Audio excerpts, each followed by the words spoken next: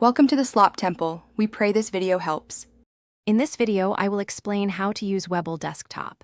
First, download and install the Webull Desktop application, which is compatible with Windows, Mac, and Linux. Once installed, log in with your existing Webull account. Take a moment to get comfortable with the main interface, as understanding the layout is key to efficient trading. This initial setup ensures you have the most up-to-date version and a smooth start. Navigating Webull Desktop is straightforward.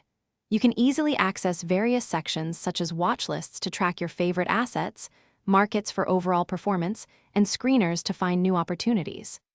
Use the search bar at the top to quickly locate specific stocks or other assets.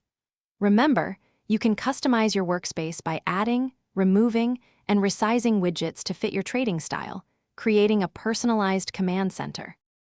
When you're ready to trade, open the order entry panel. Here, you can choose between different order types like a market order for immediate execution, a limit order to specify your desired price, or a stop order to manage risk. Webull offers a wide range of options to suit your strategy.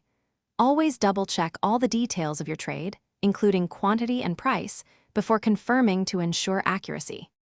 Webull Desktop offers powerful advanced features to enhance your trading.